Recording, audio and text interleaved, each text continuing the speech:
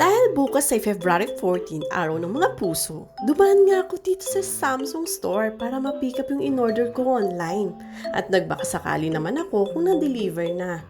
At feeling ko talaga magiging masayang araw ko sa mga puso. At dito na guys, finally! Ang OA ko, no? Oo ba naman? Ang tagal kong inantay. Imagine, January 19 ko pa in-order as pre-order.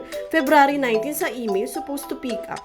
At ngayon, February 2 pa pala na-deliver sa store. O, ayan na, may pa-thank you pa sila. Sige na nga. Then, ito yung sales invoice. Okay.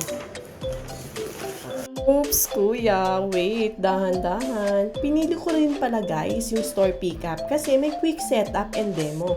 Siyempre, may tanong-tanong si ate mo dyan. So, ayan na, dinahan-dahan nga talaga ni kuya. Charan! O, diba? Ang galing sound effect. Ayan na nga, inisa-isa ni kuya with accessories and all. Guys, chinek ko din yung sa email kung tali ba yung IMEI number sa box ng unit. And syempre, tugma naman. So dahil bubuksan na nga, ang sabi ni kuya, kung ako na lang ba? Pero sabi ko, syempre siya na lang. Para naman mabidyohan ko na din. At yan na nga, 5 mata talaga ang bubungad sa'yo. So love it. Oh, ang ganda niya. Ang in-order ko pala is titanium black, 1 terabyte. Nga pala guys, yung old phone ko, 6 years na, at super maayos pa naman. Kaso 128 gig lang, halos mapuno na. Hindi naman talaga ako mapagbili ng gadget, pero need na talaga. So dyan, chinecheck ni kuya kung may damage, scratches, pero smooth naman, lalo na yung S Pen. So yan na, starting! Tanong din ni kuya kung isi-setup din ba niya yung Samsung Watch, pero sabi ko wag na lang muna. Kaya ba gamit ito? Check natin. So dito ma'am, for testing lang po ng unit kung okay ba yung display ng device. Kapag may dead pixel kayo makikita, possible may damage yung screen. So far naman maganda po. Or super green color. Okay. Isi-set up po ba ma'am? Then for vibration, tawag ko kung nagbabibrate naman siya. Working po? Okay. Tapos po sa receiver, may marinig kayong upper po. Working yung receiver ng device.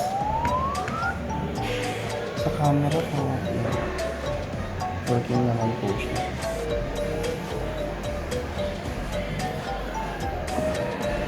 Ba't parang gumagano nung nag-stabilize ba? Nagpo-focus po. Second po.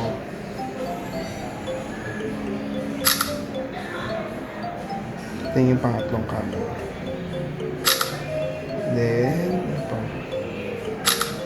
Working naman po. Okay. Then, sa sensors na, nag-work naman yung mga sensors. Sa touch po.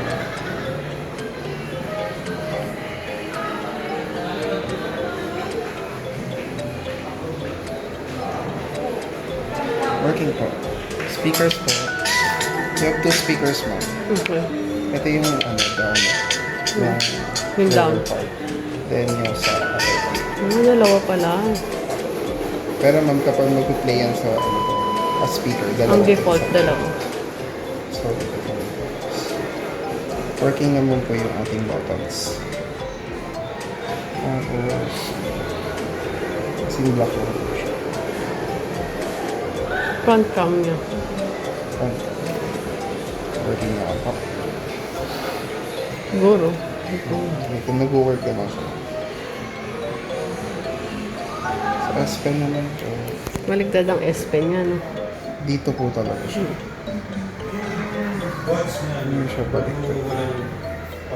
Dati kasi parang yung S Pen niya is nasa right na. Ngayon kasi mga left na siya. Working on po. Hovering po. Working on. Okay. Okay na. Check na lang po. Pa-set up na. Nawakan ko na nga dyan at dyan ako nagtanong kay kuya kasi may nabasa ako na may mga issue regarding sa S24 Ultra with regards sa screen, blurry, kaya talagang chinek ko siya yung settings. From natural to vivid, nag-iiba naman siya. At may additional features kasi yung adaptive features. Nag-a-adjust yung screen depende kung maliwanag o madilim. Pero dahil sigurista nga tayo, si Samsung may Samsung Care Plus. 6 months yung free niya sa online pero nag-additional pa rin ako up to 12 months kasi ba naman, kailangan po nung ingatan no. Nag-ask din si kuya kung isi-synchronize ko ba yung old phone ko na Android sa new phone. Kaso lang sabi ko, wag na lang. Siyempre, kailangan ko rin tong itest. Kaya naman guys, yun lang. Maraming salamat. Happy na naman ang mga puso. Happy Valentine's everyone. Bye!